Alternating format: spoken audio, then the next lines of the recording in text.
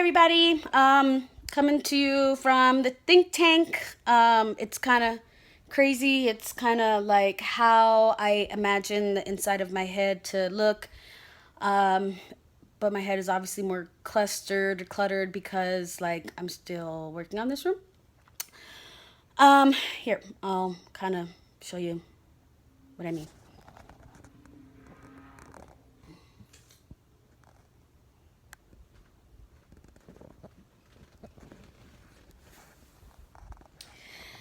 Um, so I just thought this would be a very good place to talk to you guys about something I had learned or something that hit me at church today.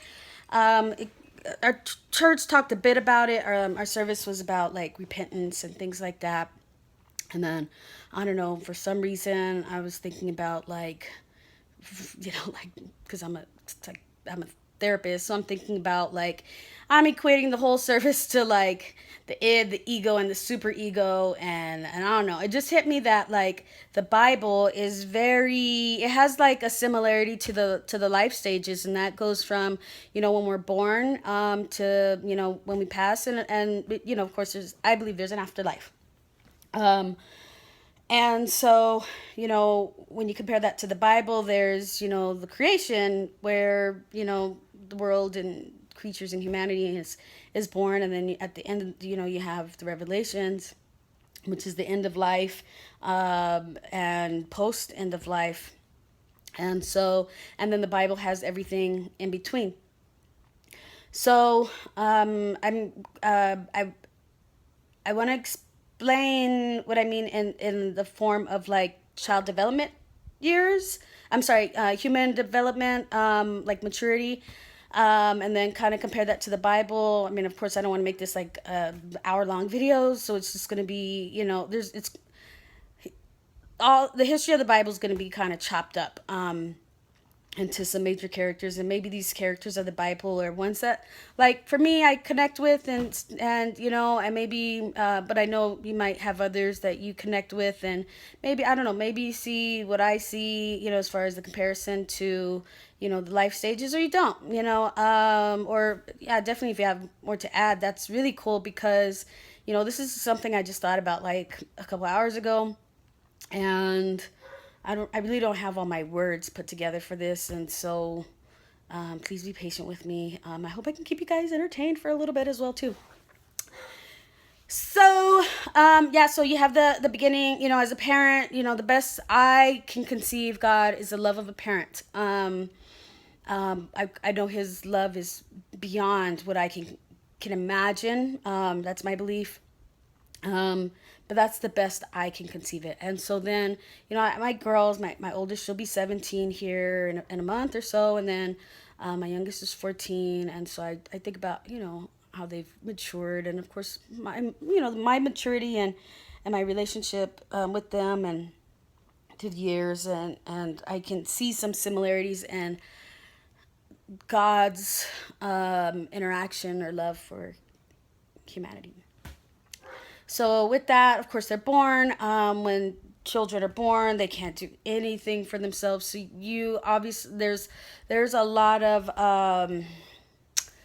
interaction. I mean, a very direct kind of involvement. I mean, you're doing like everything for them. Very direct involvement with children, especially until they become like independent. Hopefully, um, you know, I know we use the cutoff like 18 because they're adults, but it's not always that age. But anyway, so yeah, at the beginning, you see Adam, Eve, God's very involved with them, but toddler or infants, they're starting to crawl, and when they learn, they put everything in their mouth, and it's not cool. But then you see the same thing happen in the Bible, where there's the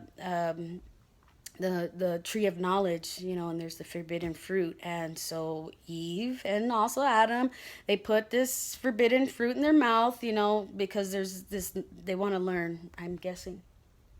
Um, and so you see that. And then, of course, that opens kind of this, whole world up, that I guess maybe God didn't intend to happen. So, you have where they're like in their early toddler years, and I think of toddler. I mean, everybody thinks about toddler years like a lot of no's, very very stubborn, um, defiant, temper tantrums, things like that. Pretty messy, crazy years. And so in the early parts of the Bible, you do see a lot of that. There is you do see that. A character that comes to mind is Moses. He with many miracles from God, he's able to get the people free from Egypt and move to the land of milk and honey. And in that, you see, they're just kind of all over. They're just whining during temper tantrums, like, so we didn't have to do this in Egypt, like things like that.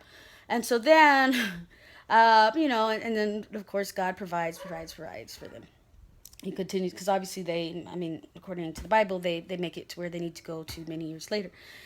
So, but then I think about toddler years. You start exercising those rules. The rules that they're supposed to live by. And so then I think about the Ten Commandments in the Bible, and um, you know toddlers and preschoolers, they're kind of defiant, like they think they know everything. Their job is to test the boundaries, and they do. And every just about every, I mean, you see them, they're melting their gold into a golden calf, and you see they're going into the tabernacle doing some crazy stuff, and mixing with other clans that they shouldn't be. And you just see just a lot of mayhem. And so then you see God gives them many direct consequences as a result of all that. And so then another major character that comes to mind for me is David. And I think about that, like the preschool slash going into the teen years, that span of time. And David knows what he's supposed to be doing. He just chooses to do things his way, right? Like teenagers, they think they know everything. They think their way is better than the parents, like they know everything. And to his credit, yeah, what he accomplished in his time is just tremendous. A lot of development, from little David to King David. Um, but yeah, his arrogance kind of gets to him, his know-it-all. And in the book of Psalms, you really see a maturity in him, in his identity development. You Which is very important, and that's kind of the big points of teen years and early adulthood. It's like, who am I? You see that he comes to find who he is in Christ, in God. And and the maturity that comes with that. And you know what? I'm just gonna jump timelines, but going into the young adult, and just yeah, kind of the young adult. I'd say maybe 20 to 30, 40. A lot of that is you're like building your life. You're building your lives, and that includes having a family, a career, kids, if that come, things, if that we think of those as kind of possible milestones in those years. And so, in that time, I think some characters that come to along in the Bible, I should say characters, some people that come to mind in the Bible are, Elijah, Elisha, John the Baptist, and then Jesus, of course. You have the apostles, and they do, they're really building the life of God, Christ. And there's a common thing that comes about is married to the God is finding his bride. Um, his church, he's building his church. And then of course you have the actual, you think of Christianity as coming about upon the death of Jesus Christ. And so so they establish those things. And then they're also with that, kind of like my kids, where they're older, my involvement with them is significantly less. Um, hopefully they can. I mean, they're not quite there yet, but hopefully, they become independent and they can take care of themselves. And so my involvement with their lives, it diminishes, and so, Jesus leaves the earth, in his physical form, and he leaves his spirit. And so it's not like, as a parent, of adult children, like you're just gonna like leave your kids alone like forever, like you just never talk. That relationship maintains, but most of that responsibility is put on them to provide and take care of themselves. And so, I think that represents, that independence in, the early half of our adult years. And so then, of course, there's in the 40s, so, there's that maturity in life, and just to kind of speed things up, the end stages of life. And there is more like reflection of like, what did I do? And, you know, um, it's supposed to be a common, theme in those years is, what did I do? What's my legacy? And what about tomorrow?